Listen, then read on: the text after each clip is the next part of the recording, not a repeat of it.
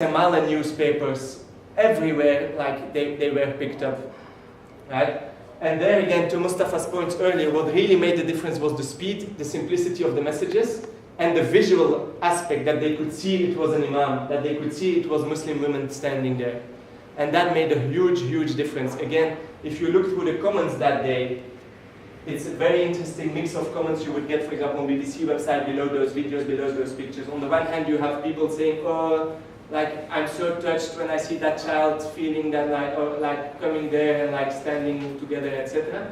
On the other hand, you had people saying, oh, from these thousands of imams in the UK, they only found one. Where are all the other imams? So you see how the other side each time tries to attack you. Whenever you do something, you'll get attacked. So the Tuesday or the Wednesday after the attack, we brought 100 imams to the bridge, all together to do a prayer for the deceased.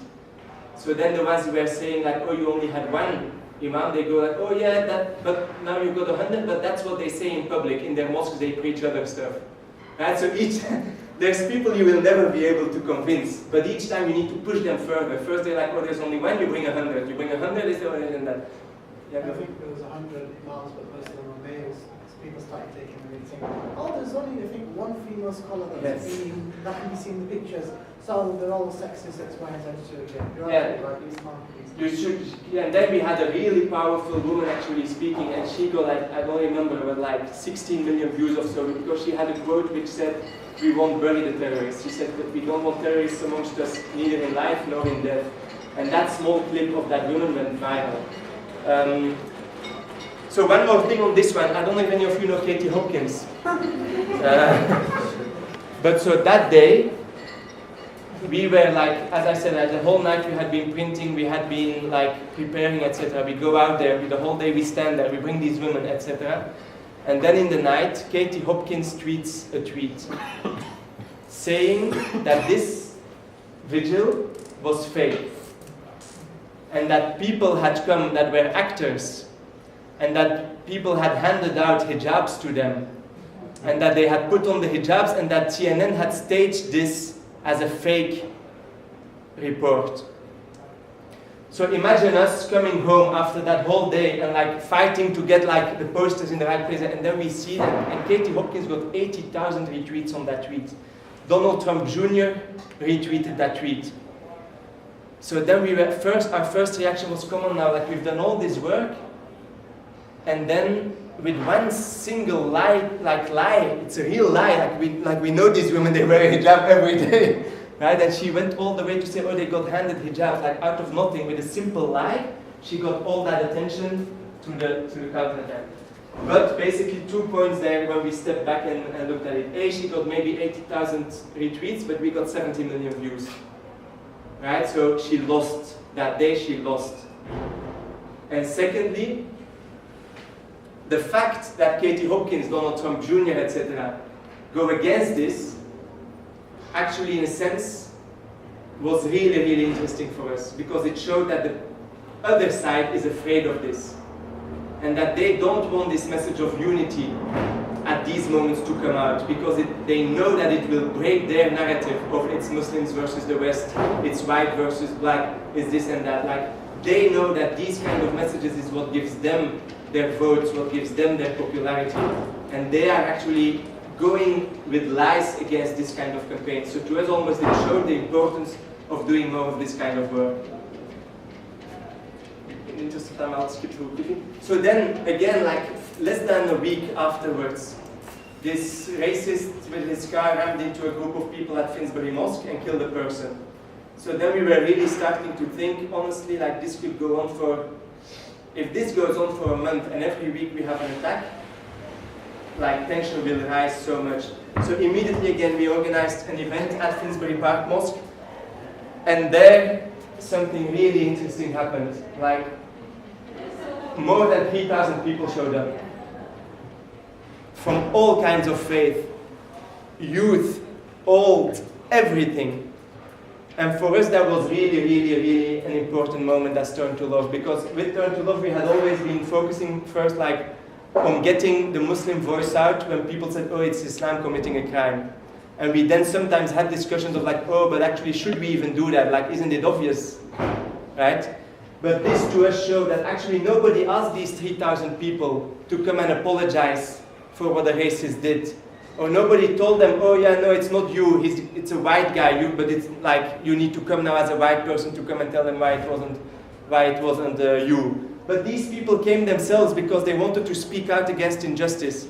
They wanted to speak out against innocents being killed, whatever background they were from. And therefore, like, I think somebody mentioned here the point about around apologize, I think you're right. Like, for us it's really important that this thing, like, we are not saying that anybody needs to apologize for the deeds of anybody else. Of course. What we are saying is that actually, whether you're a Muslim or a Buddhist or an atheist or whatever, as a human being, we've got a duty to speak out against injustice. If there's innocents being killed, whether that's in the streets of Baghdad or the tube of London, these lives are innocent lives that require speaking out against that injustice. And if we blame the press for only focusing on the lives that are being taken in London and not like in Baghdad or Kabul, etc., we need to bring more noise about these lives being taken around the world. We need to also show that the lives here that are being taken from innocents here are important, etc. And it's not about apologizing, it's about speaking out against injustice, which in all religions is a very important thing to do, and Islam is like Amr bil Ma'ruf and Nahy anil Munkar, like is an obligation to speak out against, right? So this was really for us really important, and back to the simplicity of the messages. We changed, I think somebody mentioned terror, like the definition of terror being one of the points they wanted to focus on, right? One of the key things we decided that day is that we wanted the slogan that day to be united against all terror. Because we wanted to make the point that it's not when a Muslim kills somebody terror, and when somebody kills a Muslim, it's just like a crazy guy or like a mentally disturbed or whatever. Like if you kill an innocent, it's terrorism. No matter who the killer is or no matter who the person that is killed is. And that, again, like that very simple slogan, like this is an example from the Huffington Post, but it was all over the place.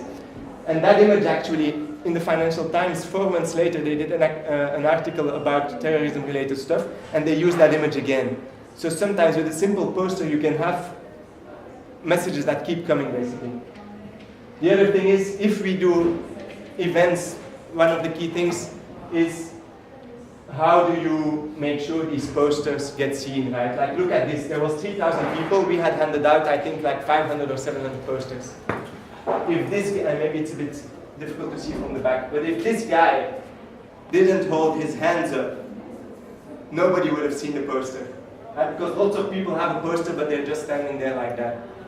Right? Like that guy keeping his hands up is what made the message get out that day.